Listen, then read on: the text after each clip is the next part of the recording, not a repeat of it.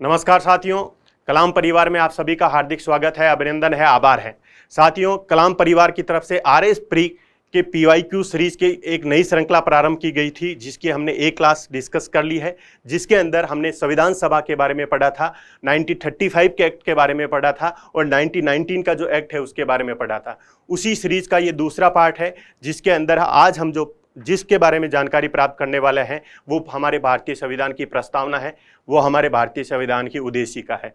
हम क्या कर रहे हैं, आपको पहले से पता है कि जो आरएस प्री के जो पीवाईक्यूज हैं, उन पीवाईक्यूज का क्या कर रहे हैं, सॉल्यूशन जान रहे हैं। उसके अलावा जिस टॉपिक से रिलेटेड जो पीवाईक्यूज पूछे गए हैं, उन क्वेश्चनों का, उस टॉपिक का भी क्या कर रहे हैं, कंप्लीटली एनालिसिस कर रहे हैं। उसके बाद में जो यूपीएससी में जो क्वेश्चन पूछे गए हैं उनका भी हम क्या कर रहे हैं, सॉल्यूशन जानने का प्रयास कर रहे हैं। तो इसी श्रृंखला में हम आगे बढ़ते हैं।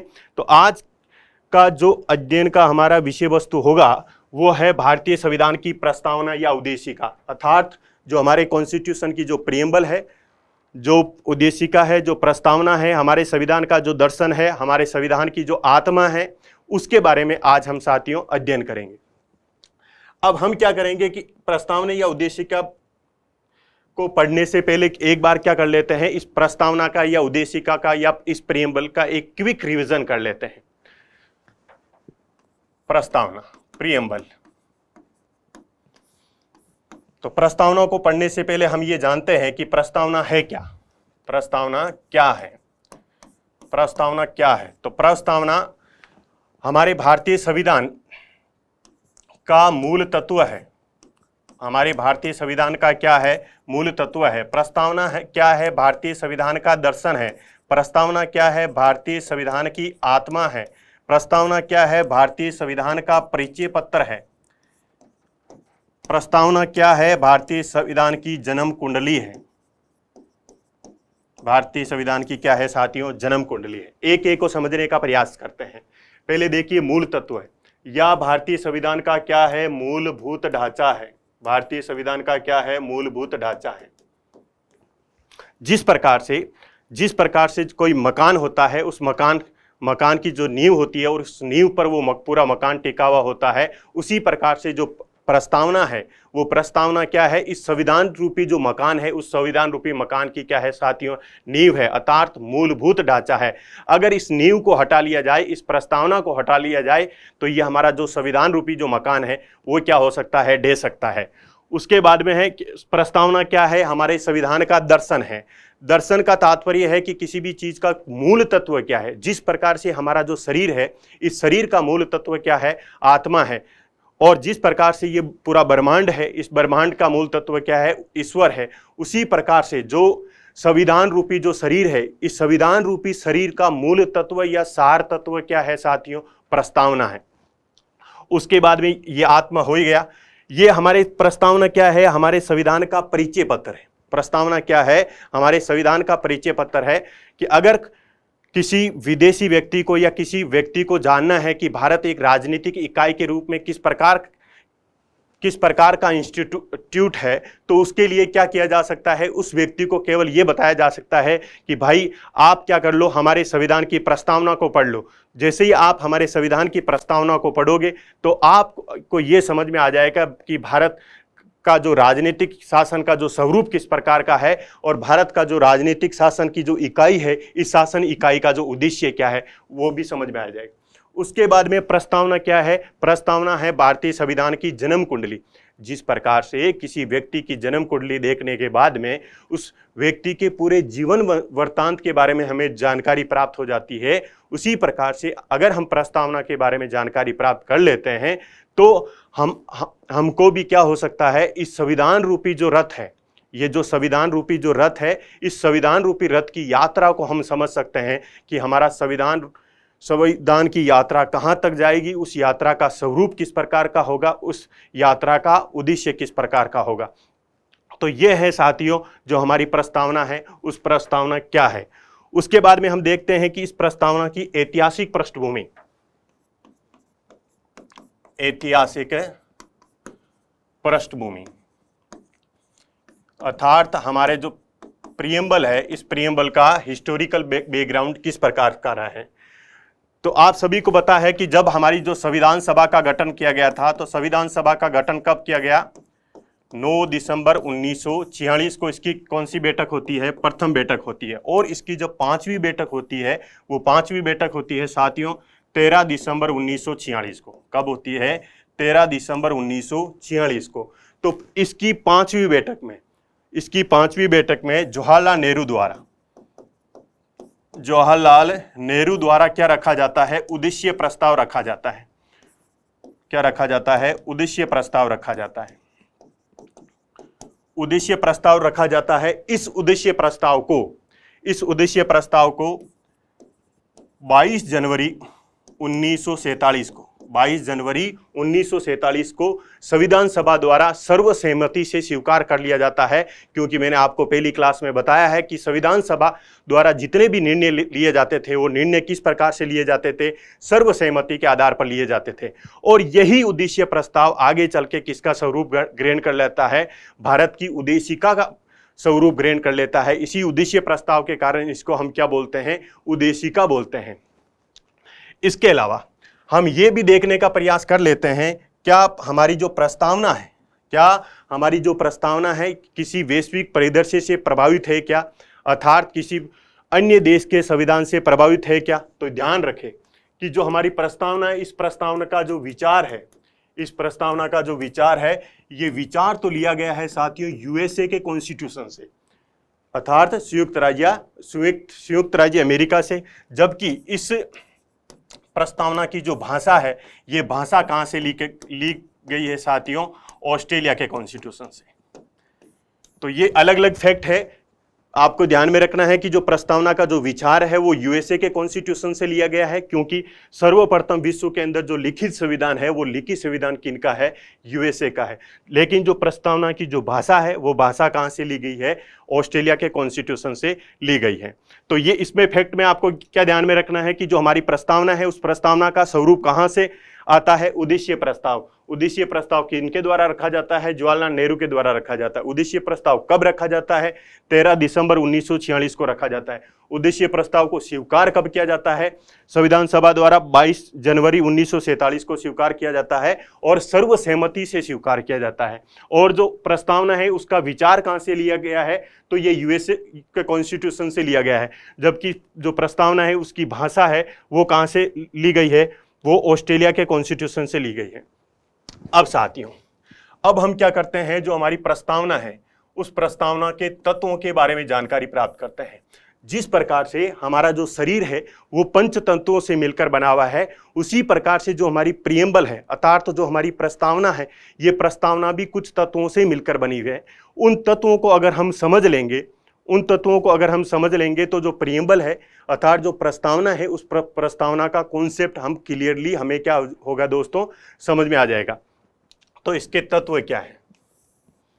नंबर 1, प्रस्तावना ये हमें ये बताती है कि जो हमारा संविधान है, इस संविधान में शक्ति का स्रोत क्या है? शक्ति का स्रोत क्या है?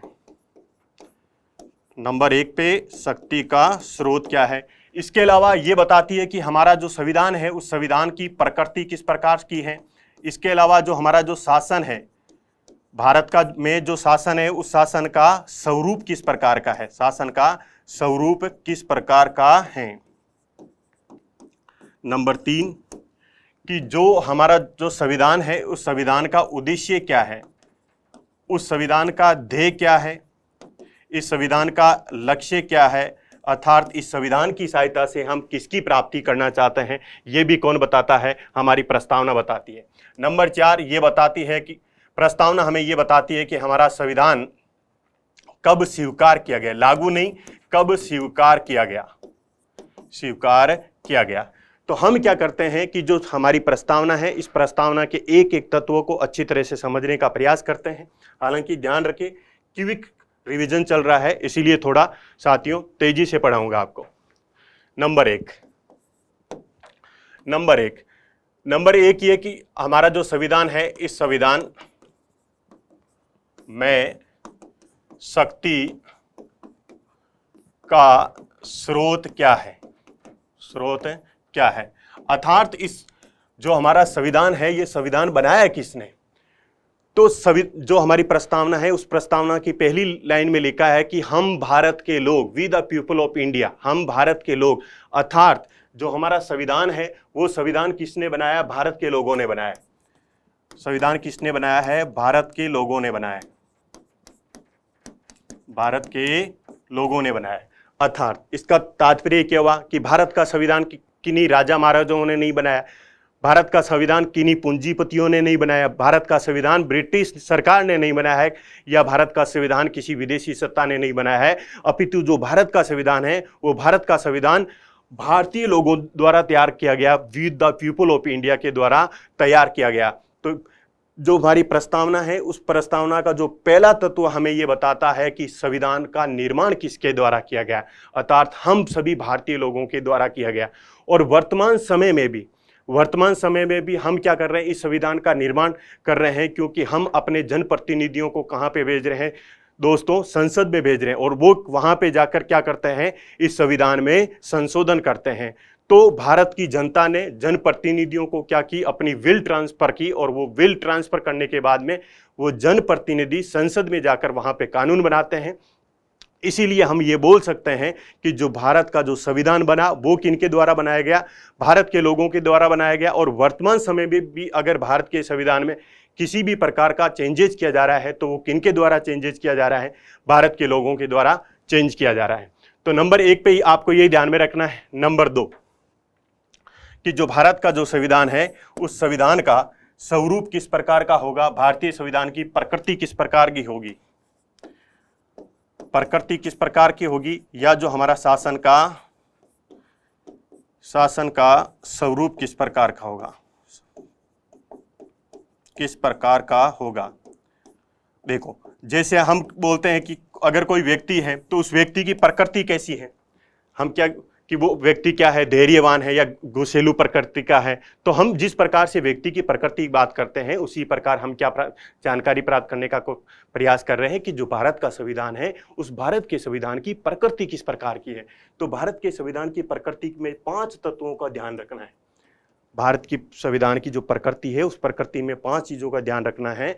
अर्थात जो हमारे भारत का जो संविधान है, उस संविधान का जो स्वरूप है, वो स्वरूप कितने चीज़ों से मिलकर बना हुआ है? 5 चीज़ों से मिलकर बना हुआ है। नंबर 1, भारत किस प्रकार का राष्ट्र है साथियों? एक संप्रभु राष्ट्र है। भारत किस प्रकार का राष्ट्र है? एक संप्रभु राष्ट्र है या संपूर्ण प्रभुत्व संपन्न। भारत किस प्रकार का राष्ट्र है? एक सोवरेन कंट्री है, एक संप्रभु राष्ट्र है, एक संपूर्ण प्रभुत्व संपन्न राष्ट्र है। इसका तात्पर्य क्या है? इसका तात्पर्य यह है कि भारत अपने अंदर यानी आंतरिक निर्णय और बाह्य निर्णय लेने के लिए क्या है? स्वतंत्र है और किसी भी विदेशी सत्ता के अधीन नहीं है। अर्थात भारत को अगर जम्मू कश्मीर के अंदर किसी भी प्रकार का चेंजेस करना है तो भारत उसके लिए क्या है? स्वतंत्र है। और अगर बाह्य रूप में देखा जाए तो भारत को अगर एसीओ का मेंबर बनना है, भारत को ब्रिक्स का मेंबर बनना है, भारत को रूस के साथ जाना है या भारत को यूएसए के साथ जाना है, इसका निर्णय किसके द्वारा किया जाएगा? भारत के द्वारा किया जाएगा। भारत किसी विदेशी सत्ता के अधीन नहीं है। अगर विदेशी सत्ता के अधीन नहीं है तो इस भारत किस प्रकार का राष्ट्र है? एक संप्रभु राष्ट्र है, एक संपूर्ण प्रभुत्व संपन्न राष्ट्र है। ये तात्पर्य होता है साथियों संप्रभुता। नंबर 2 पे है भारत किस प्रकार का राष्ट्र है? समाजवादी राष्ट्र है। भारत एक सोशलिस्ट नेशन है। अब देखो, समाजवाद का क्या तात्पर्य होता है? जो समाजवादी विचारधारा है वो ये मानती है कि समाज में व्यक्ति और समुदाय में से महत्वपूर्ण कौन है? समुदाय महत्वपूर्ण है। और इस समुदाय की जो सबसे महत्वपूर्ण गतिविधि है, वो सबसे महत्वपूर्ण गतिविधि है आर्थिक गतिविधि। तो समाज के अंदर जो आर्थिक संसाधन है, उस आर्थिक संसाधनों पर स्वामित्व और नियंत्रण इस प्रकार का होना चाहिए ताकि उन संसाधनों की सहायता से हम क्या कर सके? सामुदायिक भलाई को सुनिश्चित कर सके। और इसी प्रकार के जो समाजवादी प्रावधान है हमारे संविधान के आर्टिकल 39B और 39C के अंदर उल्लेखित किए गए।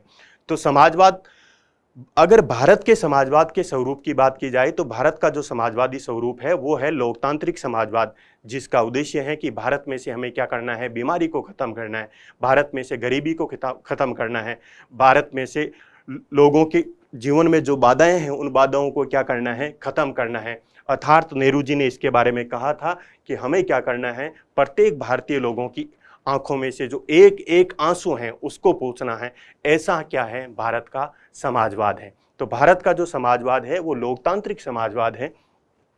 नंबर 3, भारत कैसा राष्ट्र होगा दोस्तों? भारत होगा पंथ निरपेक्ष राष्ट्र, पंथ निरपेक्ष राष्ट्र होगा।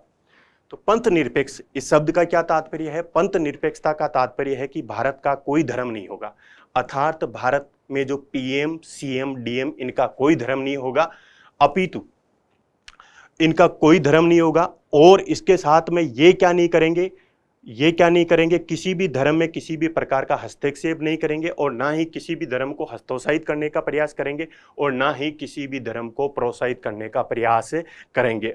अर्थात भारत धर्म की दृष्टि से क्या रहेगा? तटस्थ रहेगा, क्योंकि जो धर्म का विचार है वो व्यक्ति का विचार है, ना कि राष्ट्र का विचार है। ऐसा कॉन्सेप्ट है पंथ निरपेक्षता। तो पंथ निरपेक्षता का सिंपल तात्पर्य है कि भारत का कोई धर्म नहीं है, पीएम, सीएम, डीएम इनका कोई धर्म नहीं है, और ये ना तो किसी धर्म को विशेष रूप से प्रोत्साहन करने का प्रयास करेंगे, और ना ही किसी धर्म को विशेष रूप से हतोत्साहित करने का प्रयास करेंगे। ये कॉन्सेप्ट है साथियों पंथ निरपेक्षता का। उसके बाद में नंबर 4 पर जो शासन का स्वरूप है वो है लोकतंत्र। लोकतंत्र अर्थात डेमोक्रेसी। डेमोक्रेसी में जो डेमो शब्द होता है उसका तात्पर्य होता है लोग, और क्रेसी शब्द का तात्पर्य होता है तंत्र, अर्थात लोगों का तंत्र। लोकतंत्र का तात्पर्य होता है लोगों का तंत्र। तो ये जो भारत आपको दिखाई दे रहा है, इस भारत के अंदर जिस प्रकार का जो शासन स्वरूप है, ये शासन का स्वरूप किन्होंने बनाया साथियों? हम भारत के लोगों ने बनाया। और इनका संचालन किसके द्वारा किया जा रहा है? भारतीय लोगों के द्वारा किया जा रहा है। और इनका संचालन किस लिए किया जा रहा है? भारतीय लोगों के लिए किया जा रहा है, अर्थात जनता के द्वारा, जनता के लिए जो शासन होता है उसको हम क्या बोलते हैं? लोकतंत्र बोलते हैं। और भारत में जो लोकतंत्र का जो स्वरूप अपनाया गया है वो है जनप्रतिनिधित्व लोकतंत्र। उसके बाद में नंबर 5 पे अगर बात करें तो ये है साथियों गणराज्य, अर्थात रिपब्लिक। इंडिया एक रिपब्लिक नेशन है। रिपब्लिक का तात्पर्य होता है कि उसका जो राष्ट्र अध्यक्ष है, अगर किसी भी कंट्री का जो राष्ट्रीय अध्यक्ष है वो क्या हो? निर्वाचित हो, और राष्ट्रीय अध्यक्ष बनने के लिए जो अवसर है वो सभी के लिए क्या हो? एक समान रूप से उपलब्ध हो, अर्थात एसी, एसटी, ओबीसी किसी भी वर्ग का व्यक्ति क्या बन सकता है साथियों?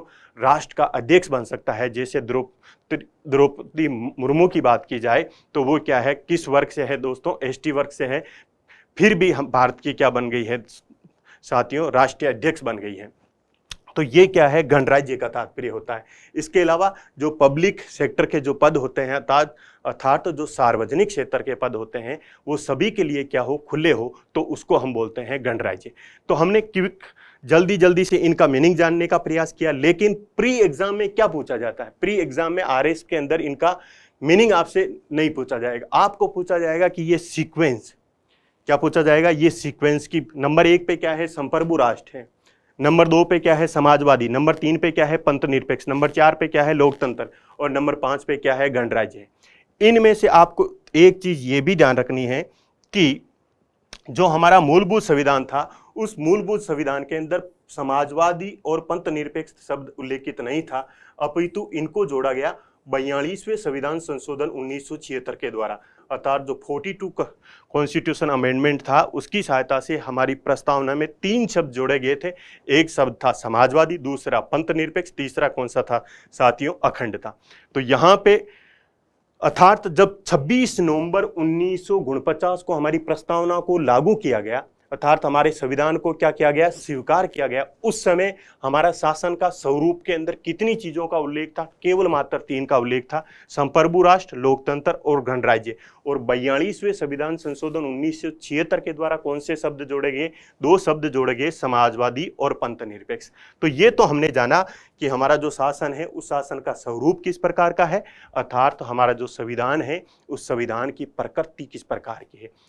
नंबर 3 जो तत्व के अंदर था कि हमारा जो संविधान है, इस संविधान का साध्य क्या है, इस संविधान का लक्ष्य क्या है, अर्थात इस संविधान रूपी जो रथ है, इस रथ में बैठकर हम कहाँ तक जाना चाहते हैं, हमारा टारगेट क्या है, क्या लक्ष्य हम प्राप्त करना चाहते हैं, ये क्या है साथियों, हमारा संविधान का साध्य है या लक्ष्य है। तो इसमें कौन कौन से साध्य हैं? नंबर एक पे है न्याय, नंबर 1 पे न्याय है, नंबर 2 पे साथियों क्या है? स्वतंत्रता है, नंबर 3 पे क्या है साथियों? समानता है, और नंबर 4 पे क्या है? हमारे समाज में क्या चाहिए? बंधुत्व की भावना चाहिए, यानी फ्रेटर्निटी चाहिए।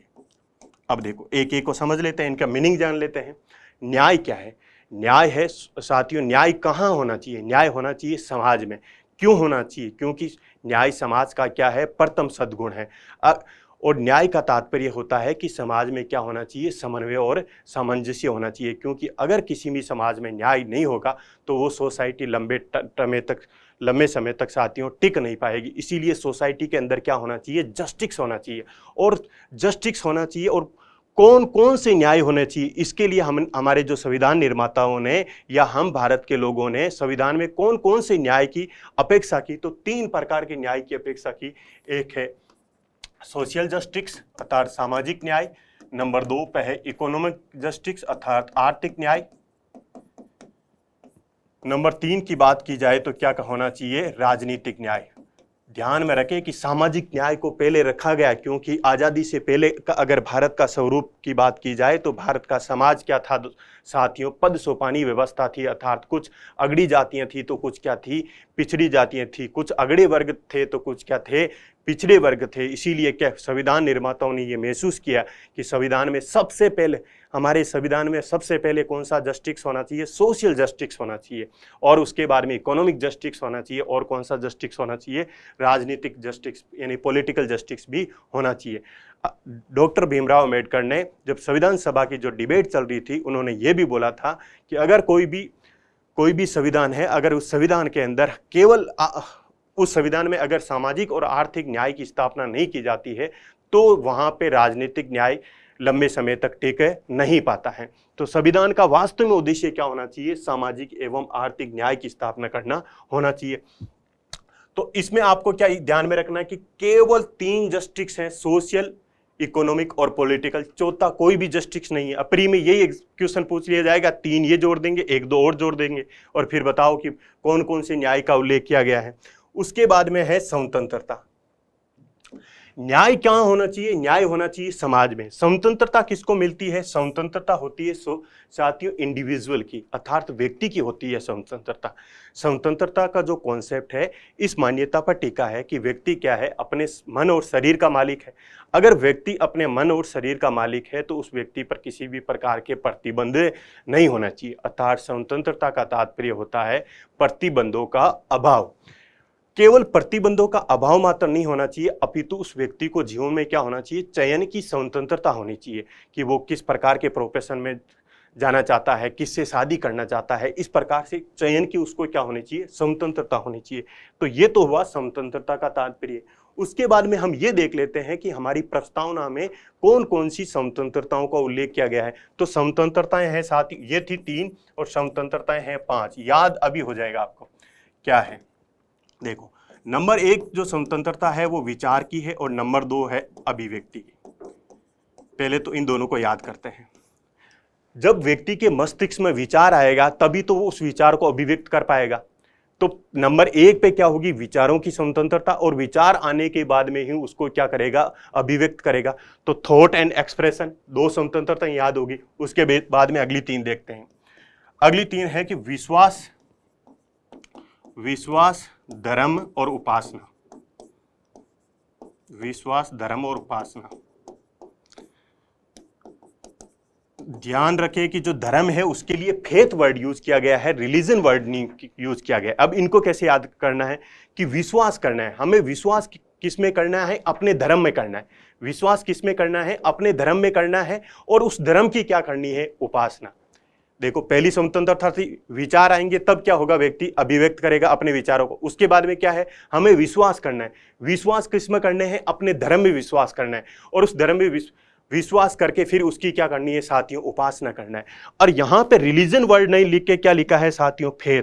फेथ आपका अपने माता पिता के प्रति हो सकता है, फेथ आपका अपने गुरुजनों के प्रति हो सकता है। तो आपको क्या करना है, अपने गुरुजनों में विश्वास करना है, अपने माता पिताओं के प्रति फेथ रखनी है और उसके बाद में उनकी क्या करनी है साथियों, उपासना करनी है। तो भारतीय संविधान की जो प्रस्तावना है, उस प्रस्तावना में 5 प्रकार की स्वतंत्रताओं का उल्लेख किया गया है। सबसे पहले विचार होगा, विचार होगा तो अपने आप अभिव्यक्ति आ जाएगी। उसके बाद में क्या है, आपको विश्वास करना है। विश्वास किस में करना है, अपने धर्म में करना है। उसके बाद में उस धर्म की क्या करनी है, उपासना करनी है, यानी वर्शिप करना है। तो 5 प्रकार की हमारे प्रस्तावना में क्या दी गई है साथियों, स्वतंत्रता दी गई है। उसके बाद में अगर हम बात करते हैं समानता, समानता का सिंपल तात्पर्य होता है कि हमें इस समाज में से क्या करना है, भेदभावों को समाप्त करना है। अर्थात हमें जो विशेषाधिकार जो वर्ग हैं, जो सामंतवादी व्यवस्था में चलते थे, उनको क्या करना है, समाप्त करना है और सोसाइटी के जो लोग हैं उनको एक समान स्तर पर लेके आना है। अर्थात हमें सोसाइटी में एक लेवल प्लेइंग फील्ड बनाना है। वो होता है इक्विटी का कॉन्सेप्ट, ये होता है समानता का कॉन्सेप्ट। अब देखो हमारी जो प्रस्तावना है, उस प्रस्तावना में कौन कौन सी समानता की बात की गई उसको देख लेते हैं। प्रस्तावना में 2 प्रकार की समानता की बात की गई है। नंबर 1 प्रतिष्ठा, नंबर 1 प्रतिष्ठा, नंबर 2 अवसर की समानता, अवसर की समानता या समता, इक्विटी। यहां समानता वर्ड की बजाय समता वर्ड अच्छा लगे, इक्विटी वर्ड है दोस्तों, इक्वलिटी के बजाय इक्विटी। अब देखो समता, इस कौन कौन सी समताएं दी गई है, 2 प्रकार की समताएं दी गई है। एक तो है प्रतिष्ठा की समता, एक है अवसर की समता। प्रतिष्ठा अर्थात स्टेटस, सभी लोगों का स्टेटस क्या है दोस्तों, बराबर है।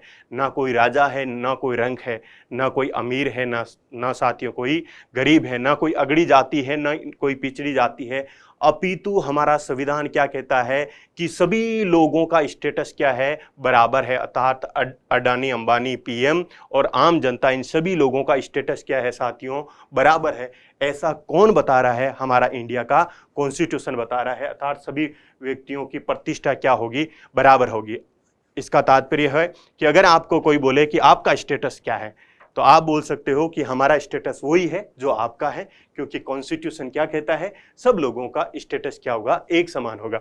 उसके बाद में है क्या है, अवसर की समता है। अर्थात व्यक्तियों को सामाजिक क्षेत्र में, आर्थिक क्षेत्र में और राजनीतिक क्षेत्र में आगे बढ़ने के लिए लोगों को क्या दी जाएगी, अवसर की समता दी जाएगी। अर्थात अपॉर्चुनिटी ऑफ इक्वलिटी दी जाएगी। तो ये हुआ हमारा समता का कॉन्सेप्ट। उसके बाद में अगर हम बात करते हैं बंधुत्व की, उसके बाद में अगर हम बात करते हैं बंधुत्व की, अर्थात फ्रेटर्निटी की। फ्रेटर्निटी का सिंपल तात्पर्य है कि भाईचारे की भावना। तो 2 प्रकार के भाईचारिक बंधुत्व की बात की गई है। नंबर एक पे है कि प्रत्येक व्यक्ति की गरिमा क्या होगी, एक समान होगी। व्यक्ति की गरिमा और राष्ट्र की एकता एवं अखंडता, यूनिटी एंड।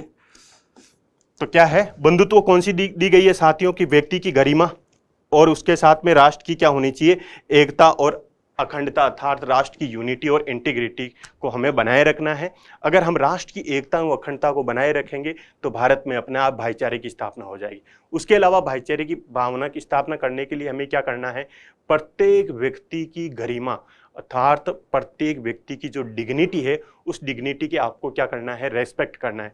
अगर सभी व्यक्ति क्या करेंगे, एक दूसरे की गरिमा अर्थात उसकी इज्जत का सम्मान करेंगे, तो क्या होगा साथियों, भाईचारे की भावना अपने आप ही बनी रहेगी। इसके अलावा राष्ट्र में जब एकता रहेगी और अखंडता रहेगी, तब भी क्या होगा, समाज के अंदर या देश के अंदर बंधुत्व की भावना बनी रहेगी। तो बंधुत्व कितने प्रकार के बंधुत्व की बात की गई है, 2 प्रकार के, अर्थात व्यक्ति की गरिमा और राष्ट्र की एकता एवं अखंडता। एकता शब्द है ना, एक भौगोलिक विचार है। अर्थात भारत जम्मू कश्मीर से कन्याकुमारी तक क्या है साथियों, एक है। उसके अलावा अखंडता का तात्पर्य एक मनोवैज्ञानिक विचार है।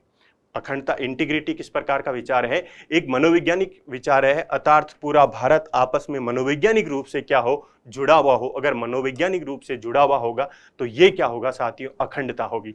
तो ये हमने जाना हमारे संविधान का साध्य क्या है, लक्ष्य क्या है। तो इस संविधान रूपी रथ में हम बैठकर साथियों क्या प्राप्त करना चाहते हैं, इस रथ में बैठ के हम क्या प्राप्त करना चाहते हैं, तो हम प्राप्त करना चाहते हैं न्याय, हम प्राप्त करना चाहते हैं स्वतंत्रता, हम चाहते हैं इक्विटी, हम चाहते हैं फ्रेटर्निटी अर्थात बंधुत्व चाहते हैं।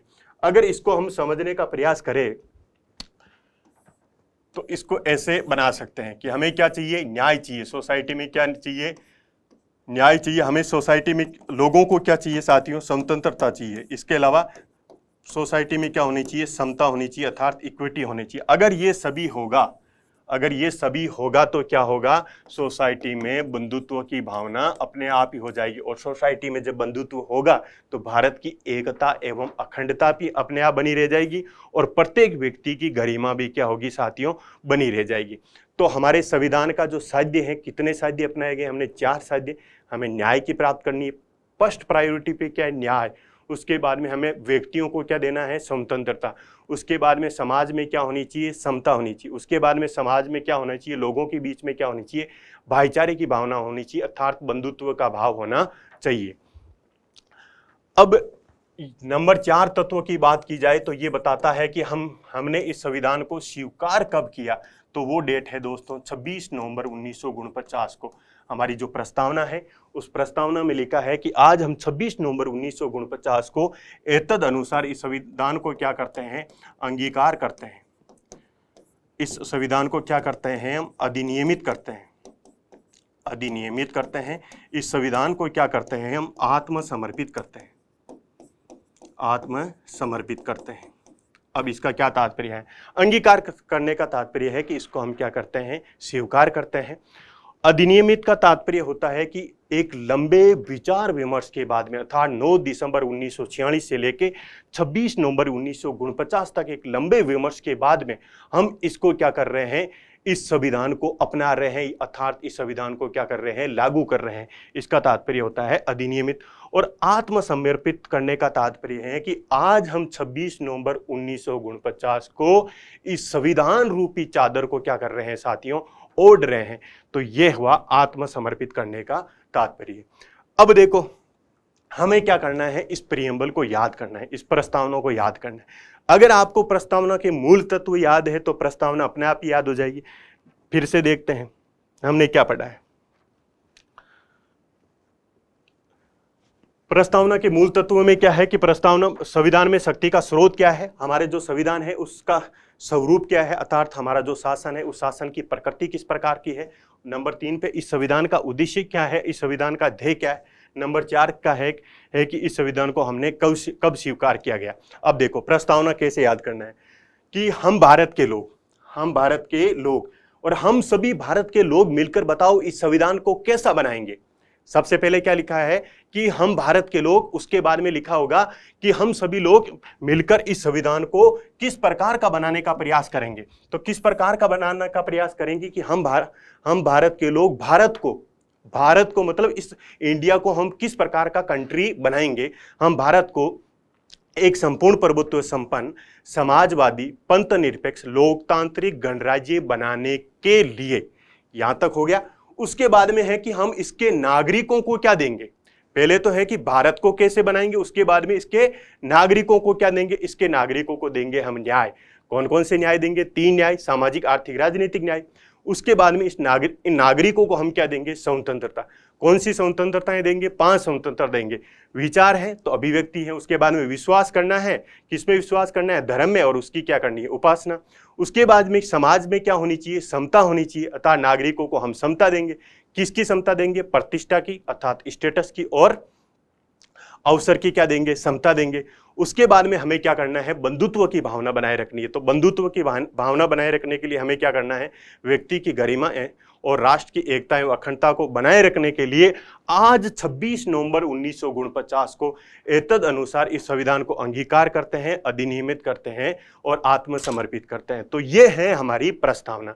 तो एक बार वापस बोल देता हूं कि हम भारत के लोग भारत को एक संपूर्ण प्रभुत्व संपन्न, समाजवादी, पंथ निरपेक्ष, लोकतांत्रिक गणराज्य बनाने के लिए तथा इसके नागरिकों को सामाजिक, आर्थिक, राजनीतिक न्याय एवं विचार, अभिव्यक्ति, विश्वास, धर्म, उपासना की स्वतंत्रता और समता कौन सी है? प्रतिष्ठा एवं अवसर की समता तथा राष्ट्र प्रत्येक व्यक्ति की गरिमा एवं राष्ट्र की एकता एवं अखंडता को बनाए रखने वाली बंधुत्व को सुनिश्चित करने के लिए आज 26 नवंबर 1949 को एतद अनुसार इस संविधान को हम क्या करते हैं? अंगीकार करते हैं, अधिनियमित करते हैं और आत्मा समर्पित करते हैं। तो ये है प्रस्तावना। अगर आपको केवल प्रस्तावना याद है, केवल प्रस्तावना याद है, तो पीवाईक्यूज के अंदर जितने भी क्वेश्चन है वो आप क्या कर लोगे साथियों? सोल्व कर लोगे इजीली।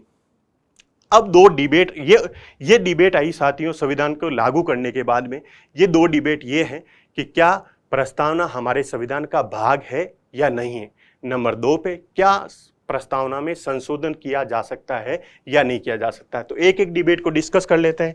नंबर 1 डिबेट कि क्या, पहले ये देख लेते हैं कि ये हमारे संविधान का भाग है या नहीं है। प्रस्तावना हमारे संविधान का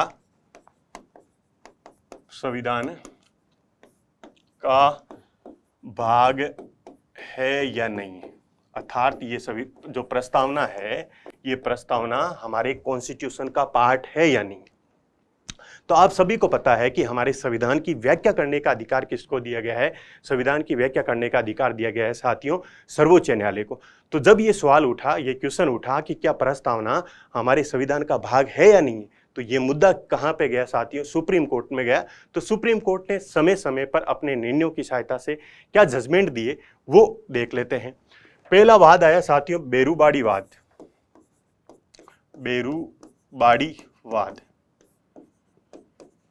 ये वाद है 1960 का। अभी रिवीजन कर रहे हैं तो हम पूरे इसके कॉन्टेक्स्ट को नहीं देखेंगे, सीधा इसमें क्या कहा वो चीजें देख लेते हैं। तो बेरूबाड़ी वाद 1960 में सुप्रीम कोर्ट ने क्या कहा कि जो प्रस्तावना है वो प्रस्तावना हमारे संविधान का भाग नहीं है। जो प्रस्तावना है वो हमारे संविधान का भाग नहीं है। अर्थात क्या हुआ कि प्रस्तावना और संविधान क्या हो गया साथियों? अलग अलग हो गए। ये डायग्राम क्या दिखा रहे हैं कि प्रस्तावना अलग चीज है और संविधान क्या है? अलग चीज है। तो बेरूबाड़ी वाद, जो बेरूबाड़ी यूनियन वाद था 1960 का, उसमें सुप्रीम कोर्ट ने कहा जो प्रस्तावना है हमारे संविधान का भाग नहीं है, भाग नहीं है। लेकिन ये जो हमारे जो संविधान निर्माता थे, उन संविधान निर्माताओं के विचारों को, एक लाइन बोली, संविधान निर्माताओं के विचारों को जानने की कुंजी है, विचारों को जानने की कुंजी है।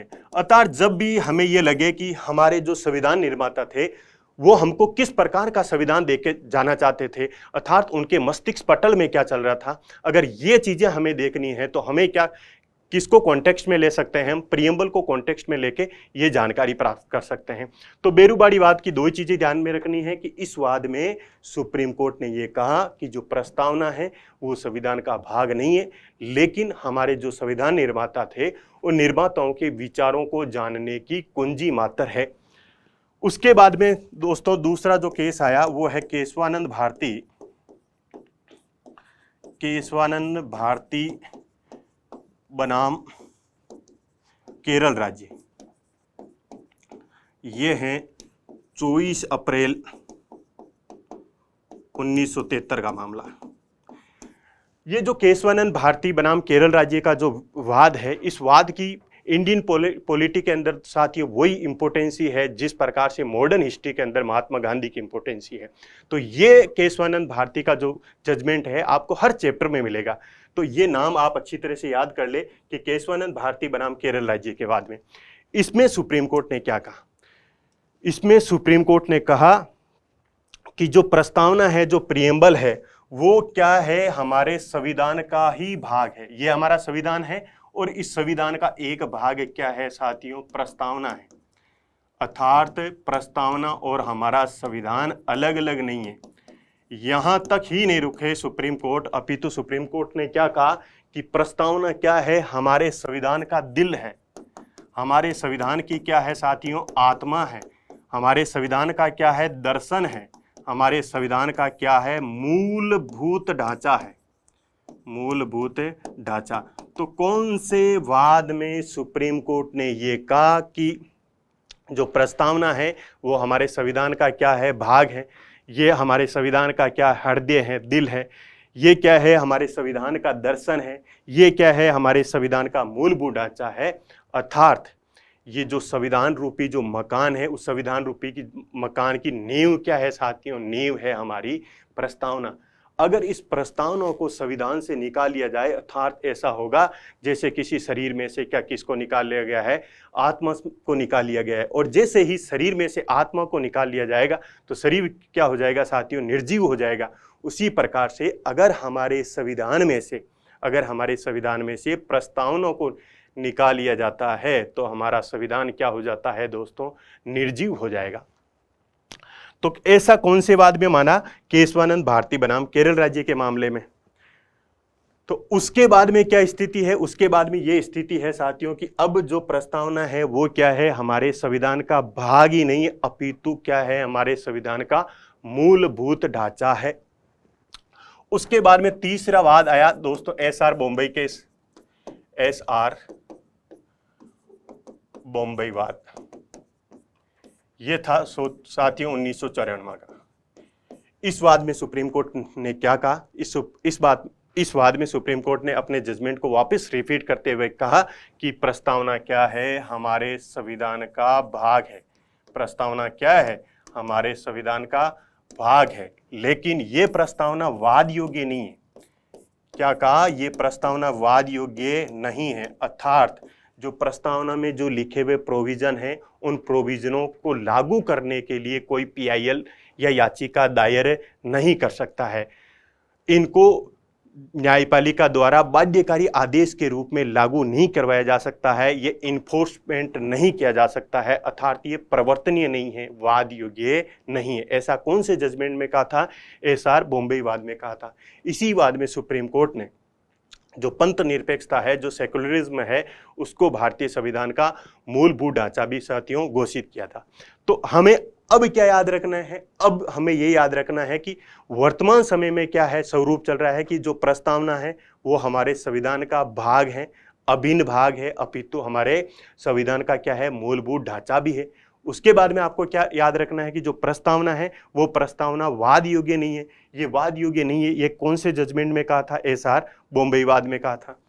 तो एक डिबेट तो देख ली, क्या प्रस्तावना हमारे संविधान का भाग है या नहीं है। दूसरी डिबेट देखते हैं, क्या इसमें प्रस्तावना में संशोधन किया जा सकता है या नहीं किया जा सकता है।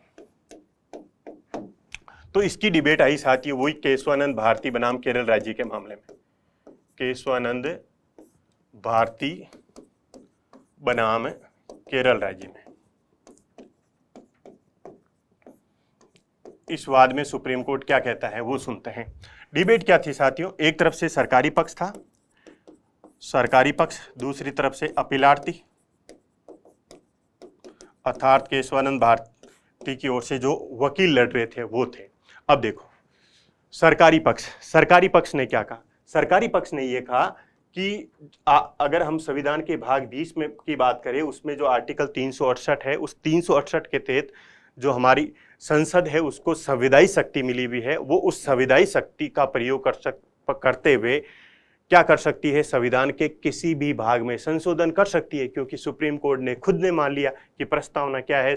हमारे संविधान का भाग है। तो इधर से आर्ग्यूमेंट यह आया कि आर्टिकल 368 का प्रयोग करते हुए संसद क्या कर सकती है? प्रस्तावना में क्या कर सकती है? संशोधन कर सकती है। अपीलार्थी ने क्या कहा कि देखो भाई, बात ऐसी है कि जो प्रस्तावना है ना, वो हमारा प्रस्तावना क्या है? हमारे संविधान की आत्मा है, हमारे संविधान का दिल है, हमारे संविधान का दर्शन है, हमारे संविधान का क्या है? मूलभूत ढांचा है। अगर आपने इन सांसदों को इसमें संशोधन करने का अधिकार दे दिया तो ये क्या कर देंगे? हमारे संविधान की आत्मा को ही गायब कर देंगे। तो एक तरफ से ये पक्ष, एक तरफ से ये पक्ष। सुप्रीम कोर्ट ने क्या किया? सुप्रीम कोर्ट ने भगवान बुद्ध का जो मध्यम मार्ग है वो मध्यम मार्ग अपनाया और मध्यम मार्ग अपना के क्या कहा कि प्रस्तावना में संशोधन किया जा सकता है, अर्थात प्रस्तावना अमेंडेबल है, प्रस्तावना में संशोधन किया जा सकता है बेशर्त, अर्थात कंडीशन ये है कि प्रस्तावना में जब संशोधन किया जा रहा है उस कंडीशन में जो प्रस्तावना इस प्रकार का कोई संशोधन नहीं किया जा सकता है जिससे हमारे संविधान का मूलभूत ढांचा क्या होता हो साथियों, नष्ट होता हो। अब वर्तमान स्थिति क्या है? वर्तमान स्थिति यही है कि हम अब क्या कर सकते हैं, प्रस्तावना में संशोधन किया जा सकता है, लेकिन इस प्रकार का कोई संशोधन नहीं होना चाहिए जिसकी जो क्या करे, हमारा संविधान है उस संविधान के मूलभूत ढांचे को नष्ट करे। तो यहां तक चीजें हमने देख ली। अब क्या उसके बाद में प्रस्तावना में संशोधन किया गया? हाँ, जब केशवानंद भारती बाद में बोल दिया कि संसद क्या कर सकती है, इसमें संशोधन कर सकती है, जब संशोधन कर सकती है तो 42वें संविधान संशोधन 1976 के द्वारा हमारी प्रस्तावना में 3 शब्द जोड़े गए साथियों, समाजवादी, पंथ निरपेक्षता और अखंडता। कितने वर्ड जोड़े गए? 3 वर्ड। अखंडता मतलब इंटीग्रिटी। तो 42वें संविधान संशोधन 1976 के द्वारा हमारी प्रस्तावना में 3 शब्द जोड़े गए। वो 3 शब्द कौन कौन से हैं? समाजवादी, पंथ निरपेक्षता और अखंडता। अभी तक हमारी प्रस्तावना में केवल मात्र एक बार संशोधन किया गया है। केवल मात्र कितनी बार संशोधन किया गया है? एक बार संशोधन किया गया है। वो कौन से संविधान संशोधन के द्वारा किया गया है? 42वें संविधान संशोधन 1976 के द्वारा किया गया है। ये चीज आपको ध्यान में रखनी है। फिर क्या हुआ? जैसे ही 42वें संविधान संशोधन 1976 के द्वारा प्रस्तावना में संशोधन किया गया तो इसको क्या, इस संविधान संशोधन को क्या कर दी गई साथियों? न्यायालय में चुनौती दे दी गई। और न्यायालय में जो चुनौती दी गई उस वाद का नाम था मिनर्वा मिल्स बनाम भारत संघ। मिनर्वा मिल्स बनाम भारत संघ के मामले में इस वाद में जो संविधान संशोधन किया गया, इसको क्या माना साथियों? वैध माना। इसको क्या माना? औचित्यपूर्ण माना। इसको क्या माना? संवैधानिक माना। तो क्या डिबेट देखी हमने? 2 डिबेट देखी। नंबर 1, क्या प्रस्तावना संविधान का भाग है? हाँ, तो इसका कंक्लूजन क्या है कि प्रस्तावना हमारे संविधान का भाग है। उसके बाद में एसआर बॉम्बे में हमने ये देखा क्या ये वाद योग्य है या नहीं है, तो वाद योग्य नहीं है, अर्थात न्यायालय द्वारा इन्फोर्सेबल नहीं है। उसके बाद में हमने क्या देखा, क्या प्रस्तावना में संशोधन किया जा सकता है क्या? तो वर्तमान स्थिति क्या है कि प्रस्तावना में संशोधन किया जा सकता है। कंडीशन ये है कि हमारे संविधान का मूलभूत ढांचा क्या नहीं होना चाहिए, नष्ट नहीं होना चाहिए। उसके बाद में क्या प्रस्तावना में संशोधन किया गया क्या? हाँ, केवल एक बार किया गया। कौन से संविधान संशोधन के द्वारा किया गया? 42वें संविधान संशोधन के द्वारा। 42वां संविधान संशोधन 1976 के द्वारा 3 शब्द जोड़े गए, समाजवाद, पंथ निरपेक्षता और अखंडता।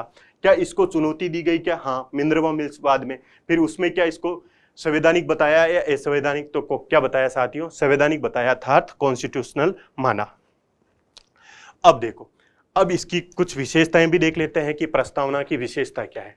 नंबर 1 की प्रस्तावना क्या है? हमारे संविधान का भाग है। संविधान का भाग है। प्रस्तावना क्या है? प्रियम्बल क्या है? हमारे संविधान का भाग है। ये कौन से जजमेंट में बोला सुप्रीम कोर्ट ने? केशवानंद भारती बनाम केरल राज्य के वाद में। उसके बाद में एसआर बॉम्बे वाद में भी सुप्रीम कोर्ट ने क्या बोला कि जो प्रस्तावना है वो हमारे संविधान का क्या है साथियों? भाग है। नंबर 2, उसके बाद में है कि प्रस्तावना में क्या किया जा सकता है? संशोधन भी किया जा सकता है, लेकिन ऐसा कोई संशोधन नहीं किया जा सकता है जिससे हमारे संविधान की मूलभूत अवधारणा या मूलभूत ढांचा क्या होता हो? नष्ट होता हो। नंबर 3 है कि जो प्रस्तावना है वो वाद योग्य नहीं है। वाद योग्य नहीं है। ऐसा कौन से जजमेंट में बोला? ऐसा बोला जो एसआर बॉम्बे केस था, उसमें सुप्रीम कोर्ट ने क्या बोला कि प्रस्तावना क्या है? नहीं है, वाद योग्य नहीं है, अर्थात इन्फोर्सेबल नहीं है, प्रवर्तनीय नहीं है। नंबर 4, ये इंपॉर्टेंट है कि जो प्रस्तावना है वो प्रस्तावना जो हमारी विधायिका है, जो हमारी विधायिका है, उस विधायिका के लिए ना तो किसी भी प्रकार का शक्ति का स्रोत है, शक्ति का स्रोत नहीं है, स्रोत नहीं है। उसके अलावा ना ही हमारी जो विधायिका है उस विधायिका पर किसी भी प्रकार का प्रतिबंध लगाता है। जो हमारी प्रस्तावना है वो प्रस्तावना ना तो विधायिका के लिए शक्ति का स्रोत है और ना ही विधायिका की शक्तियों पर किसी प्रकार का प्रतिबंध लगाता है, अर्थात किसी भी प्रकार का प्रतिबंध नहीं है। अब देखो, फिर हमारे जो विधायिका है उस विधायिका के लिए शक्ति का स्रोत क्या होता है? शक्ति का स्रोत होता है डीपीएसपी, क्योंकि डीपीएसपी क्या है? शासन के मूलभूत तत्व है और उन्हीं मूलभूत तत्वों को लागू करने के लिए जो विधायिका है वो क्या करती है? कानून बनाती है। लेजिस्लेचर क्या बनाती है? लॉ बनाती है। उसके बाद में अगर हम बात करें तो आर्टिकल 246 246 के अंदर कि संघ सरकार किसके लिए, जो संघ की विधायिका है वो किसके लिए कानून बनाएगी, राज्य की विधायिका है वो किसके लिए कानून बनाएगी, वो तो स्रोत वो है। 7वीं अनुसूची में भी यही लिखा है कि संघ सूची के विषय को कौन होंगे और संघ सूची के विषय पर कानून कौन बनाएगी, राज्य सूची के विषय क्या होंगे और राज्य सूची के विषयों पर कानून कौन बनाएगी, और समवर्ती सूची के विषय कौन होंगे और उस पर कानून कौन बनाएगी। तो स्रोत ये है।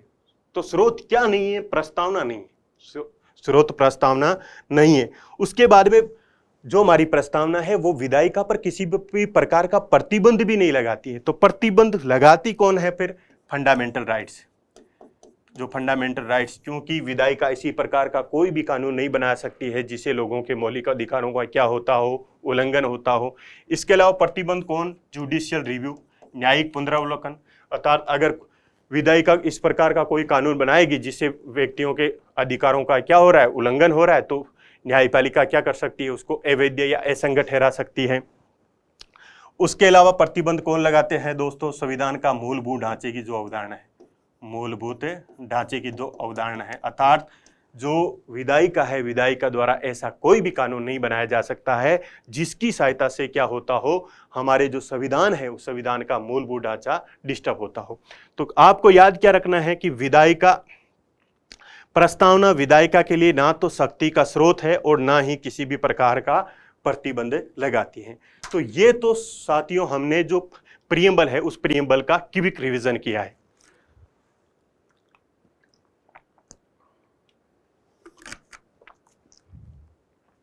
अब हम क्या करते हैं कि जो पीवाईक्यूज हैं उनको सोल्व करते हैं केवल इसी डिस्कशन के बेस पर, जिसके अंदर आपको यूपीएससी और आरपीएससी दोनों के अंदर जो क्वेश्चन पूछे गए हैं उनको हम क्या करेंगे साथियों, सोल्व करेंगे।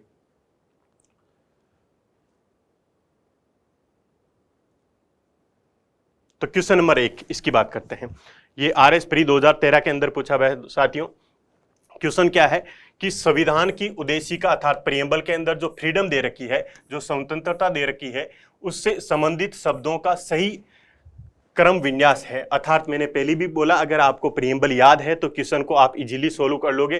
केवल प्रियम्बल के क्वेश्चन में, मैक्सिमम क्वेश्चनों में यही पूछा जाता है कि स्वतंत्रता का सीक्वेंस क्या है, कौन कौन से न्याय हैं।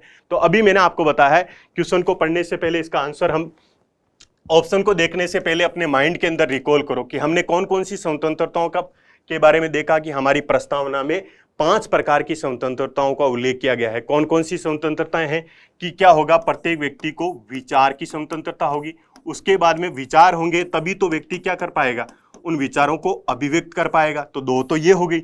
उसके बाद में प्रत्येक व्यक्ति को क्या करना है, विश्वास करना है। विश्वास किसमें करना है, अपने धर्म में करना है, और फिर उस धर्म की क्या करनी है साथियों, उपासना करनी है। तो जो सीक्वेंस ये हो जाएगा जिस ऑप्शन में, वो ऑप्शन हमारा क्या हो जाएगा साथियों, करेक्ट हो जाएगा। तो ऑप्शन चेक करते हैं। पहले में विश्वास पहले है तो ये यहीं से गलत हो जाएगा। इसमें क्या है, विचार, देखो विचार, अभिव्यक्ति, विश्वास, धर्म और उपासना, तो ये ऑप्शन हमारा क्या हो जाएगा, करेक्ट हो जाएगा। इसमें उपासना ये तो सबके लास्ट में है, इसमें विचार सही है पहले, लेकिन उसके बाद में क्या आ गया, विश्वास आ गया। तो क्वेश्चन नंबर 1 के अंदर हमारा जो करेक्ट आंसर हो जाएगा वो क्या हो जाएगा साथियों, बी ऑप्शन। क्यों, कौन सी स्वतंत्रता है, विचार, अभिव्यक्ति, विश्वास, धर्म और उपासना की स्वतंत्रता। नेक्स्ट क्वेश्चन पे चलते हैं साथियों। क्वेश्चन नंबर 2, ये यूपीएससी प्री 2021 में पूछा हुआ है कि 26 नवंबर 1950 को, अर्थात जिस दिन हमारे संविधान को लागू किया गया, स्वीकार कब किया गया, 26 नवंबर 1949 को, लेकिन लागू कब किया गया, लागू किया गया 26 जनवरी 1950 को। भारत की वास्तविक जो संवैधानिक स्थिति क्या थी, अर्थात क्वेश्चन में यह पूछा गया है कि 26 जनवरी 1950 को जो हमारा संविधान था उसका कॉन्स्टिट्यूशनल स्टेटस क्या था, अर्थात जो हमारी प्रियम्बल है उस प्रियम्बल में कौन कौन से शब्द उल्लेखित थे। तो आपको मैंने बताया अभी कि हमारी प्रस्तावना में केवल मात्र एक बार संशोधन किया गया। कौन से संविधान संशोधन के द्वारा किया गया, 42वें संविधान संशोधन 1976 के द्वारा। और इसकी सहायता से क्या जोड़ा गया, 3 शब्द जोड़े गए, समाजवादी शब्द जोड़ा गया, पंथ निरपेक्षता शब्द जोड़ा गया, और उसके बाद में क्या जोड़ा गया, अखंडता।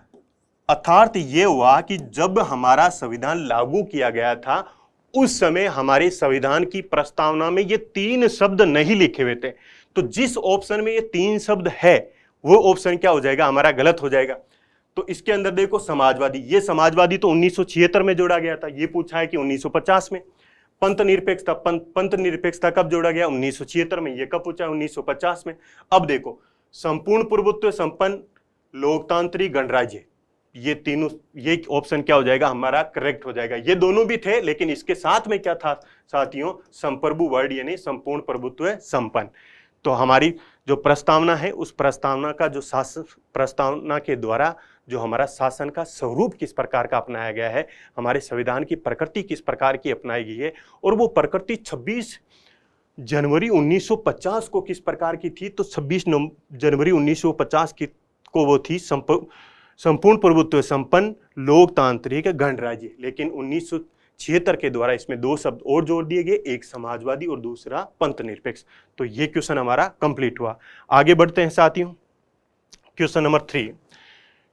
क्वेश्चन नंबर 3 क्या बोल रहा है कि भारत के संविधान की उद्देशिका, जो क्वेश्चन है वो उद्देशिका के बारे में कुछ विशेषताओं के लिखा हुआ है और उन विशेषताओं से संबंधित क्वेश्चन है। अब देखो संविधान की विशेषताओं में हमने क्या देखा कि जैसे ही क्वेश्चन हमें सोल्व करना है तो ऑप्शन पढ़ने से पहले हमें माइंड में एक बार रिकॉल करना है। रिकॉल ये करना है कि क्वेश्चन किससे संबंधित है और उसके बारे में मेरे को क्या क्या इंफॉर्मेशन है। तो क्वेश्चन पूछा है कि उद्देशिका की विशेषताएं, तो विशेषताएं क्या, प्रस्तावना संविधान का भाग है क्या, तो अभी अभी हमने पढ़ा प्रस्तावना क्या है, संविधान का भाग है। उसके बाद में वाद योग्य नहीं है। उसके बाद में हमने क्या पढ़ा, उसके बाद में हमने पढ़ा ये विधायिका, यानी जो हमारी विधायिका है, उस विधायिका के लिए ना तो किसी प्रकार का शक्ति का स्रोत है और ना ही किसी भी प्रकार का प्रतिबंध लगाती है। अब हम ऑप्शन चेक करते हैं। ऑप्शन नंबर बी की बात करते हैं पहले, कि संविधान का भाग नहीं है, जबकि केशवानंद भारती बनाम भारत संघ के मामले में सुप्रीम कोर्ट ने क्या बोला कि उद्देशिका क्या है, भारतीय संविधान का भाग है।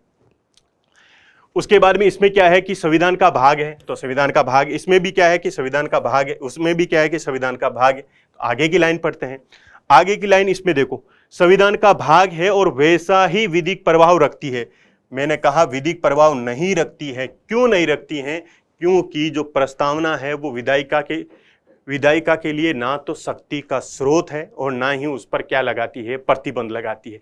तो 2 ऑप्शन हमारे क्या हो गए दोस्तों, गलत हो गए। अब बच गए 2, ए और डी में से हमें क्या करना है, चयन करना है।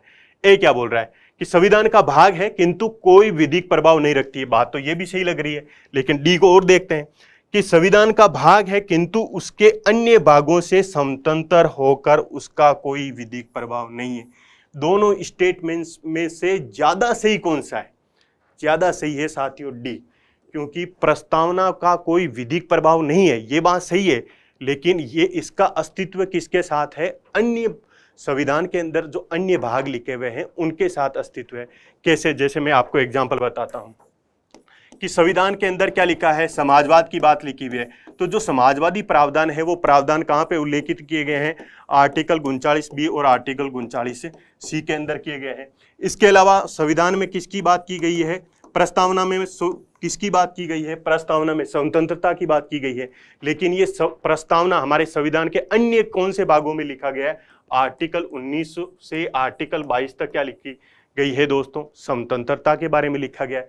इसके अलावा अगर हम समता की बात करते हैं, इक्विटी की बात करते हैं, तो आर्टिकल 14 से आर्टिकल 18 तक किसके बारे में लिखा हुआ है? समता के बारे में लिखा हुआ है। अर्थात अन्य भागों से स्वतंत्र होकर इसका कोई विधिक प्रभाव नहीं है। इसका विधिक प्रभाव तभी है जब हम इस प्रस्तावना को क्या करें? अन्य भागों के साथ जोड़कर पढ़े।